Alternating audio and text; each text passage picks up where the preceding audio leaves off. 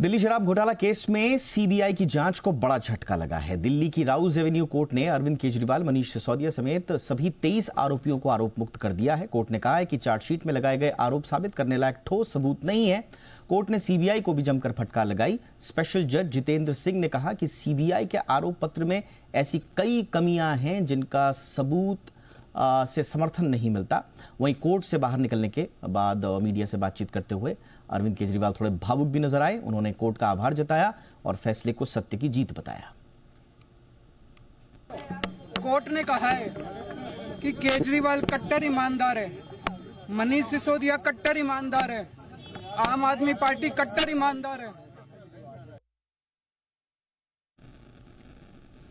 अरविंद सिंह इस वक्त हमारे साथ जुड़ चुके हैं दिल्ली से।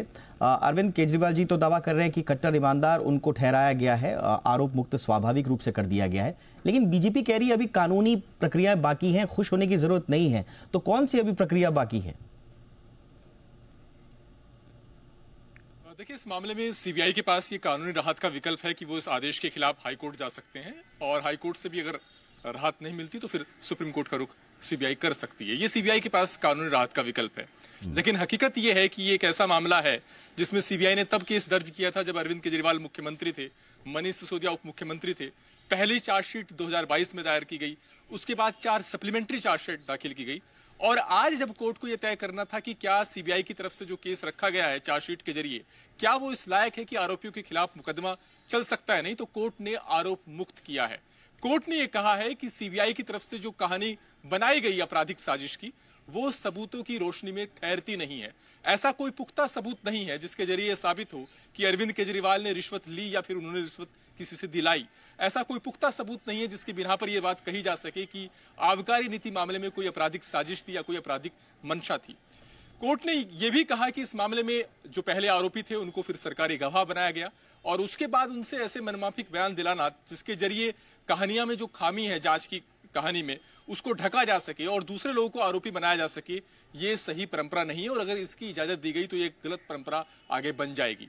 तो सीबीआई की जो जांच है, सीबीआई की तरफ से जो चार्जशीट के जरिए कोर्ट में केस रखा गया था, उसे कोर्ट ने इस लायक नहीं माना कि जिसकी बिना पर आरोपियों के खिलाफ आरोप तय किए जा सकते हो या फिर उनको मुकदमे का सामना करना पड़ता। तो निश्चित तौर पर सीबीआई के लिए एक बहुत बड़ा सेटबैक ये है और जो इस मामले में आरोपी हैं, चाहे वो अरविंद केजरीवाल हो, मनीष सिसोदिया हो, वो उन सब के लिए एक बड़ी राहत की बात है।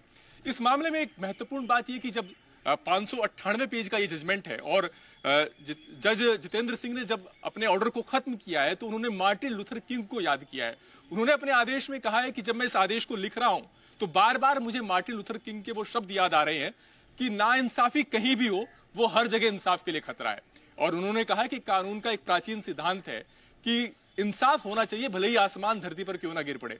तो ऐसे सूरत में कोर्ट का यह दायित्व बनता है कि वो डोमिनेंट नैरेटिव के बजाय कानून के शासन को कायम करे अपने फैसले के जरिए, ताकि लोगों का न्यायपालिका में भरोसा रहे।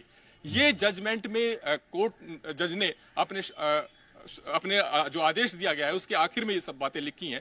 तो कहीं ना कहीं कोर्ट ने ये पाया कि इस मामले में जो जांच एजेंसी का जो रवैया है, जो आरोप लगाए गए हैं, वो सबूतों की रोशनी में खरे नहीं उतरते और यही वजह कि कोर्ट ने आरोप मुक्त किया है सभी आरोपियों को।